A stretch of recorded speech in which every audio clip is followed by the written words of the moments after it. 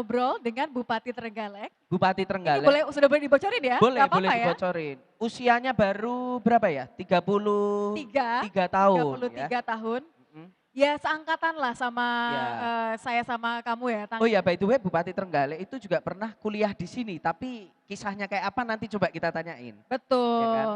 Nah, kita akan ngobrol-ngobrol untuk tahu bagaimana sih sebenarnya apa yang menarik hati Mm-mm. seorang Mas Ipin ini sampai kok bisa terjun ke politik. Ya. Karena sekarang, atau mungkin kita bisa tanya kali ya sama anak-anak muda di sini, ada nggak yang pengen terjun ke politik? Mungkin gitu kali ya. Boleh. Teman-teman Unair, ada di sini ada yang ingin terjun ke politik?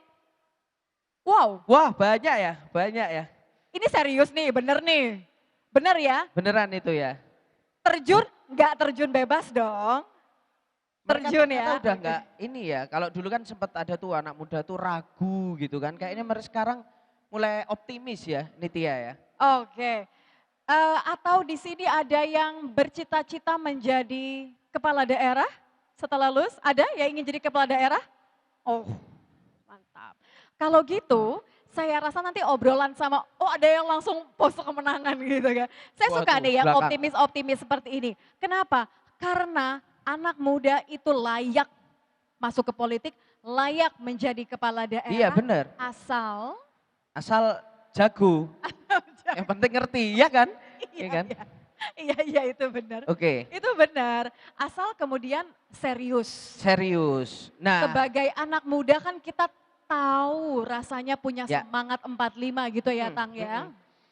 Dan kayaknya daripada kita di sini kayaknya udah siap nih. Udah siap ya? Ya. Kalau udah begitu siap saya nih. boleh minta tepuk tangannya yang paling meriah dari teman-teman di Unair. Kita akan sambut bersama, ini alumnus juga berarti kan? Kita Alumnus sambut juga, bersama Bupati Trenggalek, Mas Ipin. Muhammad Nur Tepuk tangan Arifin. yang paling Mas meriah. Ipin, monggo. Ya. Halo, Mas Ipin, siap. Monggo Mas. Sini betul. Di sini boleh. Boleh? Tang, kamu mau di sebelah mana? Aku di tengah boleh Aku ya? sebelah, Karena aku sini perempuan, deh. aku di tengah ya. Aku pojok. Mas Ipin, tadinya saya mau siapin kursi kosong sebelah sampean. Sambil nanya kursi kosongnya mau dipilih orang kayak gimana buat nyagup nanti. Loh. Oh, ada. Kan jadi kepala daerahnya. Maksudnya kalau nyalon nanti lanjut, mau diisi dengan orang seperti apa? Itu yang pengen saya tanyain. Tapi nggak apa-apa. Kita akan bicara soal dirimu, boleh silakan duduk kalau begitu. Monggo, Mas Ipin. Nah, Tapi saya suka loh, karena ibu hadir di sini ini luar biasa. Love banget. Ini namanya support di luar, di rumah support. Luar biasa, saya suka sekali. Oke, akhirnya kita ketemu ya. Karena waktu lanturan terakhir kan aku gak ada. Kenapa? Kacau obrolannya. Kacau obrolan. kalau ada Nitya malah makin ruwet gitu. Justru itu ya.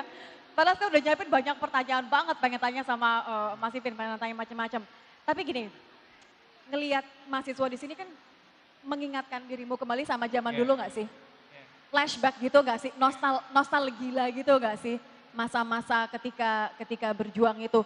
Yang menarik adalah Mas, tadi kita tanya, ada nggak yang pengen terjun ke politik? Banyak loh di sebelah sana. Mereka semua ingin, coba saya ulang, sebelah mana yang pengen terjun ke politik? Coba salah satu maju deh, salah satu maju. Wakeh, Pak. Iya, maju. Tepuk tangan dong buat mereka berdua. Oke. Ini keren banget loh, tapi kita boleh tanya ya, kenalan deh kalau gitu ya. Selamat sore. Sore. Halo, Nama? semester berapa kamu sekarang? Siapa namanya? Semester 3, keren. 3, Sini, semester 1. depan sini. Sini, ke tengah. Boleh ke Nah, tengah. Karena anak muda itu harus dapat spotlight, betul? Jadi harus kita arahin ke tengah. Boleh Tang, tanyain Tang. Ini semester 1, semester 3. Kenapa pengen terjun ke politik? Namanya siapa? Kenalin dulu. Baik, terima kasih atas kesempatannya. Perkenalkan nama saya Rivaldi Sihite, biasa dipanggil Aldi. Saat ini saya semester 3 dari Prodi Statistika Fakultas Sains dan Teknologi. Nah, saya berasal dari kabupaten yang terkenal dengan kota pangkal perjuangan, Pak, yaitu Kabupaten Karawang. Tepuk tangan, Karawang. Aldi dari Karawang, calon Bupati Karawang 2000 berapa? 2030. Aku dulu maju pilkada 25 tahun jadi. Ya, jadi kamu kurang ya 3 tahun lagi lah, 3-4 tahun lagi. Bisa 3 tahun lagi lulus kuliah cepat langsung ya. Saya mungkin independen aja dulu. Ya, independen. Saya dari prodi statistika karena kata dosen saya statistika tuh sangat relevan dengan dunia politik. Kenapa? Karena genggam data kuasai dunia. Oke. Oke, based on Tepuk data tangan. ya, keren. Sebelahnya. Keren. Monggo. Terima kasih. Nama saya Ahmad Kusuma dari Pascasarjana. Kusuma. Ahmad Kusuma dari Pascasarjana UNER Fakultas Ekonomi dan Bisnis. Untuk prodinya saya Ekonomi Islam. Ekonomi Islam, oke. Jadi begini. Sama Pak Nafik berarti. Oh iya, itu Oh, iya. saya asisten ya. Sama-sama ya, idola ya berarti ya. Jadi Iya. begini. Menurut guru saya dan profesor saya, kita itu memang walaupun kita itu punya niat, punya kesempatan dan punya istilahnya itu teman-teman ya untuk mengubah masa depan kita atau mengubah masyarakat, kita nggak punya kekuatan. Nah dari terjun di dunia politik, kita mau punya kekuatan untuk berubah. Karena kita ini istilahnya itu lebih ke ekonomi Islam, jadi kita Oke. memberdayakan ekonomi umat. Bagaimana potensi wisata halal kita, bagaimana potensi produk-produk halal kita, bagaimana potensi keuangan inklusif kita seperti zakat, infak, sodako, wakaf, bank syariah, dan yang lain-lain yang di mana mereka itu walaupun terjadi COVID atau terjadi pergolakan Tetap ekonomi, bisa mereka bertahan. tetap eksis, mereka Mantap. bisa tumbuh. Nah, itu tidak bisa kita lakukan jika kita tidak punya kekuatan, power, yang mana kita harus masuk birokrasi agar kita bisa merevisi yang namanya undang-undang dan Oke. regulasi.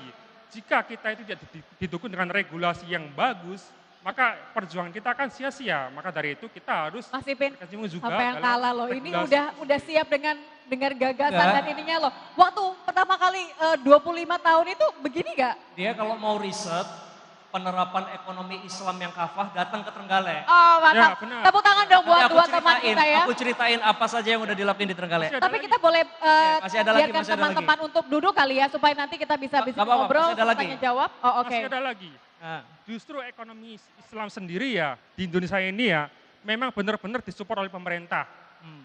Seperti ya, kita itu ada KNKES, Komite Nasional Ekonomi Keuangan dan Syariah. Bahkan Bank Indonesia sekalipun ya, yang notabene itu istilahnya bank sentral, mereka mendirikan namanya departemen sendiri, Departemen Ekonomi dan Keuangan Syariah. Fungsinya itu untuk memberdayakan ekonomi keumatan, ekonomi syariah, dan juga industri halal. Maka karena itu, istilahnya itu, istilah apa ya, wasteful lah, istilahnya itu wasteful, terus setelah itu potensi kita itu sia-sia jika kita tidak dimanfaatkan, terutama anak muda sekarang loh ya. Kita tahu yang mana AI, kecerdasan buatan. Dan saya pahami di sini, anak-anak di sini pasti paham betul masalah AI, baik dalam kegiatan ekonomi, perdagangan dan lain-lain. Dan semisal hal itu dimanfaatkan pada ekonomi syariah, maka berapa banyak ya yang dari masyarakat kita sendiri itu yang bisa tercover, terutama masyarakat kalangan menengah ke bawah. Oke. Karena Sip. kita itu selama ini kan ekonomi konvensional, bukan ekonomi syariah. Maka karena itu kan ketimpangan pendapatan itu masih Masih terlalu belum besar antara sepenuhnya. kaya dan si miskin. Maka karena Oke. itu ekonomi syariah itu mengedepankan ekonomi keumatan, mengedepankan yang namanya makosid syariah 5 itu. Yang Mantap, dari aku agama tos itu dulu dong, sendiri. keren banget loh ini. Tepuk tangan dong buat teman-teman, keren banget. Kayaknya habis Mas ini Kusuma, harus hadiahnya ngobrol. boleh dilepas tasnya enggak? Tasnya oke, mau dikasih apa nih? Saya dikasih Jaket Oh alma saya maternya bisa saya yang dilepas. deg-degan. Jaket alma Aku maternya bisa pinjam dilepas. ininya. Jaket alma maternya bisa dilepas. Hah? Iya, jaket alma maternya bisa dilepas. Kok yang mau dikasih hadiah khusus Hah? mah yang deg-degan saya? Iya. Alma maternya Saya buat bantu. saya. Karena saya dulu pernah di DO dari UNER ya. Nah, Tapi kan balik lagi kopiahnya dong. buat Mas Kusuma. Thank you. Mantap. Mas Aldi juga. Thank you. Terima kasih. Terima kasih boleh Tukeran, kembali lagi. tukeran. Tepuk tangan dong untuk teman-temannya ini keren sekali ya. Keren sekali. Thank you Oke. banget. Sampai ketemu ngobrol di bawah ya. Thank you ya. Mas lo, Tenang. tak bawa beneran lo ini. Nanti jaketmu aku selamatin, tenang. Iki tasmu iki, ojo ketinggalan ini. Ya. Tapi itu gimana ceritanya waktu Udah di, gitu ya. waktu di DO? Nah, gantian. Caipin nanti gak cerita-cerita kamu ya. Oke. Tapi gimana? Mas Ipe boleh duduk Oke, lagi. oke. Itu gimana ceritanya? Biasanya ada nama istilahnya kan patah arang gitu kan. Sedih kalau sudah ketika proses akademik itu kemudian gagal DO, tapi kan dirimu tidak berhenti dan sekarang look at you begitu kan. Bisa dibilang ya salah satu kebanggaan anak muda lah. Gimana prosesnya? Apa yang membuat dirimu tuh terus gitu, keep going? Enggak, karena saya tahu saya harus bertanggung jawab terhadap apa dan kalau melihat IPK waktu itu ya 3,5 sekian itu is okay. Jadi saya di DO karena waktu itu kampanye dan lupa ngurus cuti. Oh, Jadi nggak bayar SPP. ini tuh bagian humble bragging ternyata. Jadi nggak bayar SPP 1 bulan kemudian di DO gitu. Berarti bukan karena IP-nya Enggak. jelek gitu ya. Dan gini, tadi aku pengen nyambung apa yang disampaikan Mas Aldi, apa yang disampaikan oleh Mas Kusuma. Aku pun juga merasa begitu. Jadi kalau kata Tan Malaka kan idealisme itu adalah kemewahan terakhir yang dipunya sama anak muda. Dan Tan Malaka ya? ya, dan salah satu filsuf Perancis itu mengatakan bahwa kalau kamu punya rebellion against something gitu, pemberontakan terhadap sesuatu, gak cuman ketika kamu di bawah melakukan bottom up revolution, tapi revolusi itu juga harus dimulai dari atas ke bawah. Nah maka salah satu yang kemudian kita dorong di Kabupaten Trenggalek, contoh tadi, terkait bagaimana distribution of wealth. Ya. Dulu di Trenggalek itu dengan garis kemiskinan 260 ribu aja, yang miskin 96 ribu orang. Sekarang garis kemiskinannya naik jadi 410, tapi yang miskin turun jadi 74 ribu. Gimana caranya Bang Messi gitu? Caranya gimana? Salah satunya kita distribution of wealth lewat Basnas. Dulu sebelum saya jadi wakil bupati, di Trenggalek selama 1 tahun hanya bisa menghimpun dana umat itu sekitar 150 juta per tahun. Sekarang rata-rata kita bisa dapat 7-8 miliar per tahun. Dan itu yang kita gunakan untuk kemudian yang belum masuk data DTKS, data terpadu kesejahteraan sosial, nggak bisa dianggarkan APBD, itu langsung kita cover lewat dana itu. Mas, tapi kan dana umat itu kan mana ya Tang ya, kadang-kadang ngeri-ngeri juga. Ini gimana Mas Iben memanfaatkan orang yang kemudian ingin Ya, itu kan ingin sudah- memberi, tapi jangan sampai kemudian Ya, panas itu kan, juga itu kan diatur, satu diatur di dalam undang-undang. Kemudian kedua, bahwa itu bagian dari innovative financing gitu. Karena kita gini, saya lebih percaya bahwa movement itu lebih tajam daripada program. Karena kalau program, orang itu cuma tanya, kamu punya anggaran berapa, kamu mau ngasih benefit aku apa. Tapi kalau movement, semua pilar bangsa itu tergerak. Ya, Jadi kita ada itu willingness gitu ya. jadi kita punya platform yang namanya Gerakan Tengok Bawah, di mana di situ ada sedekah informasi, sedekah partisipasi, dan sedekah rizki. Jadi orang itu kemudian saling trust. Memang kalau pengen jadi pemimpin, itu syaratnya sekurang-kurangnya ada 3 lah. Apa aja tuh? 1, Oke. takdir Tuhan. Itu nggak bisa dibantah. Kemudian Tertulis di takdir Mahfuz Tuhan, ya. Takdir Tuhan itu termasuk di dalamnya support dari istri, doa dari ibu, gitu Eh, ya. masuk, itu, masuk, Pak itu Eko. masuk takdir Tuhan. Kemudian kedua, kamu harus punya energi, passionate. Jadi kayak tadi Mas Kusuma itu punya satu leader material banget karena dia passionate untuk memperjuangkan apa yang dia yakini sebagai idealisme dia yang benar. Itu jadi penting lah. Kalau kemudian menyampaikan sesuatunya males-malesan, ya orang pasti yang dengerin juga ogah-ogahan. Ya. Ketiga itu trust. Ya. Karena kalau sudah kita punya trust, pemimpin itu kemudian punya integritas, dipercaya, tentu direksi apapun, diskusi apapun, itu kemudian semua orang bisa ikut di dalam gerakan itu. Karena satu bupati nggak bisa nyelesain masalah kabupaten, satu Tapi- presiden nggak bisa nyelesain seluruh masalah bangsa. Tetapi yang kita butuhkan dari seorang pemimpin atau presiden kan, oh orang ini kelihatannya idenya bagus dan dia bisa Ada percaya dipercaya. tadi ya. Dia nggak pernah punya cacat, katakanlah habis ngomong ini terus ngomong itu gitu kira-kira. Nah jadi kira-kira kalau kita follow dia, ini bisa dipercaya nih. Nah itu kan terus kemudian menggerakkan kita dan banyak kemudian civil society yang bergerak itu karena ada energi dan trust dari pemimpin itu. Saya sepakat karena sebenarnya apa yang salah satunya menyelamatkan Indonesia dari COVID-19 itu adalah civil society ya kan. Penggerakkan bagaimana community ini jadi modal yang kuat banget. Tapi Tang, biasanya kan kalau ngomongin udah di birokrasi itu kan susah ya. Yang Ribet. ngadepin Ya, yang lebih senior, yang tadi Nah. takdir Tuhannya melebihi itu ngakali takdir yang gimana lain. Mas? Menghadapi Enggak. Kalau kita melihat masuk ke dunia birokrasi terus kemudian di situ ada senior citizen yang kebetulan jadi ASN dan dianggap sebagai satu burden atau satu hambatan, ya mungkin kamu akan terima hambatan. Tapi bagi saya waktu masuk ke kabupaten saya melihat ini banyak talent pool yang kemudian dia sudah berpengalaman 5 tahun, 10 tahun, 20 tahun gitu. Jadi aku percaya pada experience dia gitu. Dan kita bisa memainkan yang namanya kepemimpinan partisipatoris. Jadi kayak contoh ada satu kasus kayak kemiskinan aja. Saya cuman exercisingnya begini, Bu, Pak, masa kalau yang orang kaya itu ada yang namanya pelayanan terpadu satu pintu. Dikasih karpet merah, dikasih tax holiday dan lain sebagainya. Kalau orang miskin pertanyaan saya, ada nggak pelayanan khusus buat dia? Dia datang ke dinas sosial, katanya suruh cari rekom dulu ke Sekda.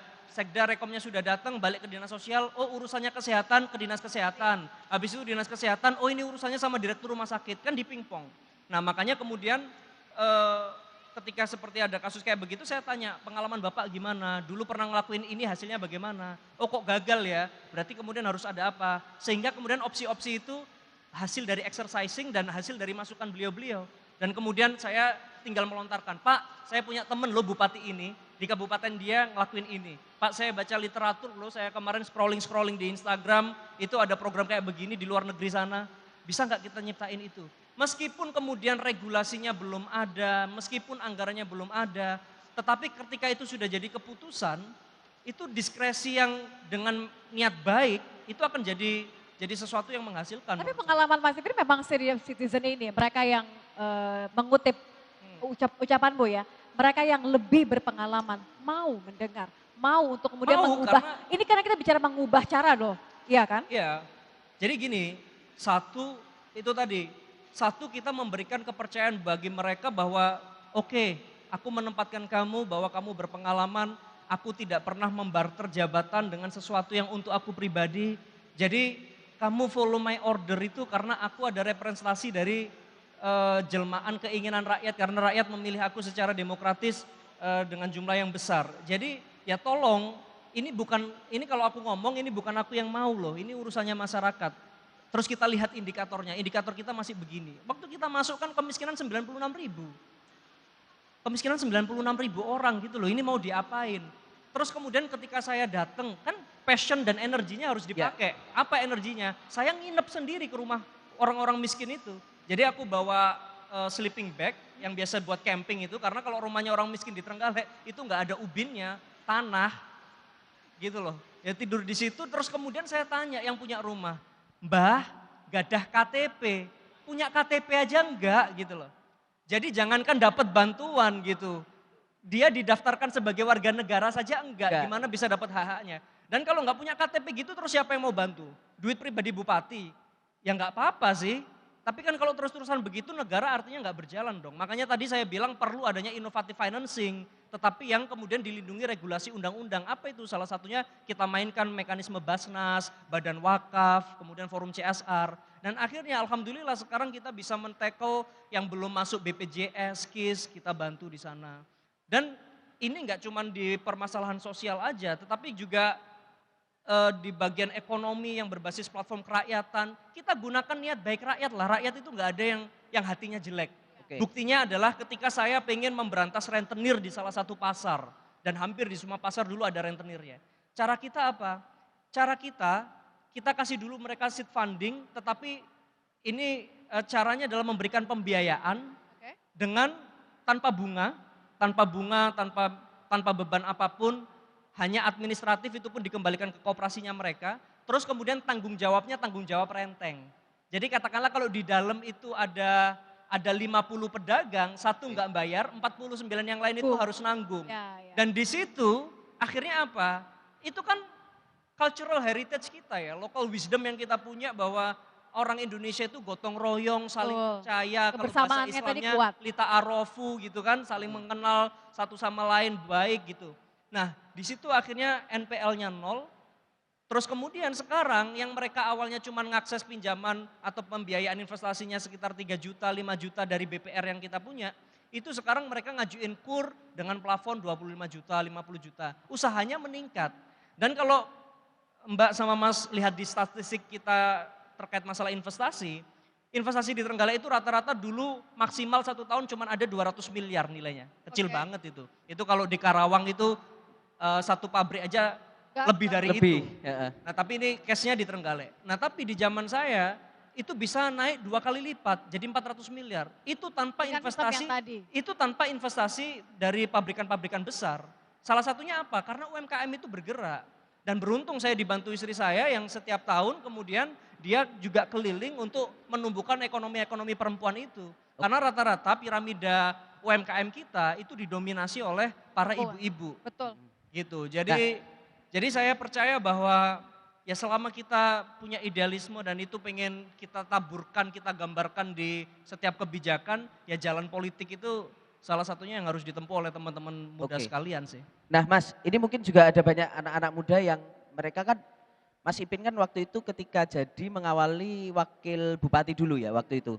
Kemudian berlanjut gitu. Mas Emil waktu itu ya. Nah modalnya tuh seberapa besar sih Mas? Karena kalau kita bicara anak muda sekarang mereka mungkin juga salah satu yang dipikirkan adalah, wah nek maju kok aku kok duit-duit piro ya gitu. Ya. Berapa duit yang dibutuhkan itu gimana waktu itu Mas? Jadi mahal atau murahnya itu tergantung rumusnya ada 3 lagi nih. Ada 3 rumus lagi ya.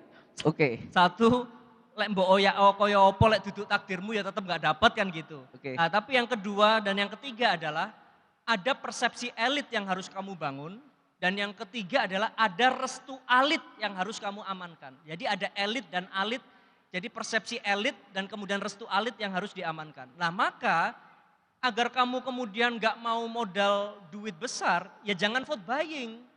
Jadi mengambil hati rakyat bukan membeli hati rakyat. Bagaimana cara mengambil hati rakyat? Ya kamu turun ke mereka, gagasanmu apa, aksi konkretmu apa. Loh sekarang banyak kok kalau teman-teman mau, ini ada yang mau kampanye, aku kasih tips deh.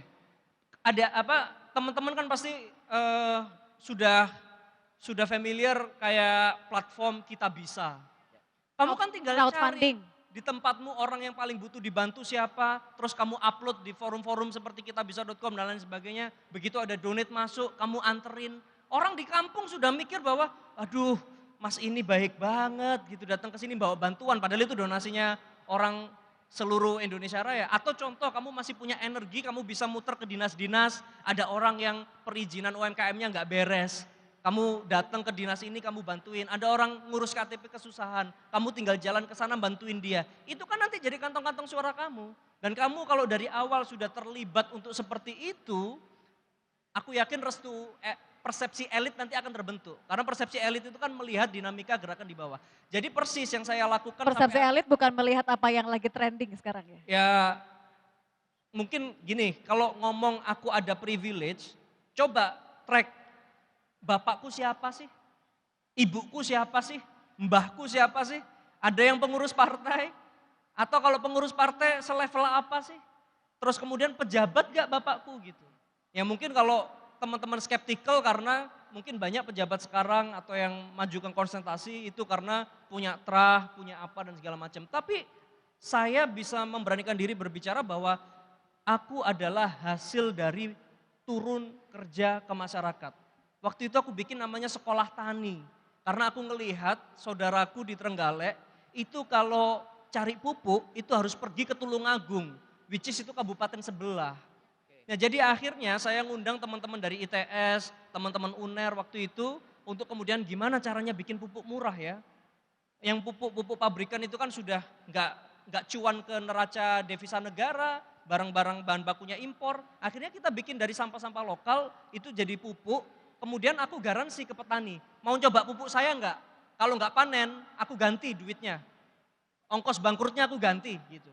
Tapi kalau panen, tolong nanti kamu kumpulkan teman-temanmu, kita ajari bikin pupuknya, kita bikin sekolah tani. Dan itu aku keliling, dan akhirnya surveinya bagus dan akhirnya kepilih gitu. Oke. Jadi membangun trust tadi, tapi tetap dong jawab pertanyaannya Tatang tadi belum dijawab, modalnya berapa, rupiahnya tetap keluarin dong. Mas. Kira-kira nih. Ya kalau rupiahnya contoh saya di satu titik itu bisa ngumpulin sekitar 200 petani. Saya cuman butuh 1 drum, ya which is itu paling harganya sekitar 700-an ribu. Terus kemudian bahan bakunya cari dari sampah-sampah itu, terus kemudian bakteri E3-nya dan sebagainya. Ya bisa dibilang sekali pertemuan aku butuh sekitar 1.500.000. Nah, kemudian 3 juta itu aku siapkan tapi nggak aku keluarkan untuk insurance. Ketika nanti satu petak sawah yang jadi percontohan ini gagal, kemudian nanti aku bayar senilai itu. Nah jadi 3 juta sebenarnya aman, orang akhirnya juga nggak gagal juga gitu. Dan mereka seneng. Dan kemudian ini berlanjut program ini, sekolah tani ini, dan bersamaan dengan pemerintah waktu itu, pemerintah pusat, Kementerian Pertanian, mengkat habis-habisan anggaran untuk subsidi pupuk. Nah akhirnya di Trenggalek nggak ada problem. Maksudnya nggak ada problem, mereka sudah terbiasa dengan shifting bahwa tidak selamanya yang kemudian bersubsidi itu bagus. Buktinya sekarang tanah persawahan kita makin lama makin keras gitu. Karena nggak semua tanah itu unsur haranya sama dan butuh formula yang sama gitu. Jadi kita ya sama teman-teman ITS, UNER dan segala macam itu ya dites pH-nya. Oh berarti kalau ini asamnya apa basanya yang kurang. Terus kira-kira mikroba biologinya, mikrobiologinya ini mikroharanya kira-kira unsur apa yang harus dipenuhi. Nah sehingga katakanlah kalau tetap pakai pupuk pabrikannya seberapa persen yang harus dicampurkan di situ gitu. Jadi memupuk tanah masyarakat, memupuk Kepercayaan kepercayaan, masyarakat. Dan dan memanen dan hasil elektoral. memanen hasilnya tanpa harus memupuk hal-hal yang tidak ingin dipertanggungjawabkan di akhirat nanti, kurang Siap. lebih gitu ya. Oke. Bisa ditanya Mbak, saya periode yang kemarin itu dapat 68%, itu H-1, H-2, H-3, 0 rupiah sama sekali. Rp0. 0 rupiah. Oke. Dan Aku kan ya. saya berani mempertanggungjawabkan di hadapan Tuhan dan di hadapan seluruh masyarakat. Berarti ini sudah dapat lampu hijau dari Siap. istri dan juga dari ibu ya berarti ya. Oke. Keluarga sudah memberikan lampu hijau untuk langkah berikutnya ya. Oke, thank you. Mantap. Thank you banget. Tepuk tangan dong sekali Oke, lagi untuk Sobat Warner, Mas tepuk Ipin. tangan untuk Mas Ipin. Saya suka sekali ketika yang muda benar-benar memanfaatkan energinya, memanfaatkan pengetahuannya untuk memberikan yang terbaik untuk masyarakat. Privilege, no privilege, yang penting adalah kerja keras kita. Betul ya? Ya muda itu privilege kamu gitu aja. Privilege-nya karena muda itu ya Mas Iya, Ipin iya, ya. betul, Dan betul. juga tadi menarik Thank you. kalau mau gerak ke bawah ternyata biaya politik itu bisa ditekan. Nah itu Aku siap jadi konsultannya teman-teman. Aku siap jadi konsultannya teman-teman. Jadi Pegang loh, janji ya, ini Ya. janji ya. Ada saksi free, ya. sama aku free, tapi begitu kamu jadi sebagian gajimu harus dimasukkan ke Badan Amil Zakat untuk bantu orang-orang miskin. Oke, Luar deal. biasa. Itu kontrak politiknya sama aku gitu. Teman-teman yang tadi ingin terjun ke politik sudah dengar janjinya. Yang penting adalah niat untuk masyarakat. Terima kasih sekali lagi Mas Ipin karena sudah ngobrol. Ini sebagian kecil dari apa yang anak-anak muda bisa lakukan. Mudah-mudahan nanti kita punya kesempatan lagi. Ayo dong ngobrol lagi kelanturan sama Gaspol ya. Nanti Oke, ya. siap. Kompas TV sama kompas.com ya.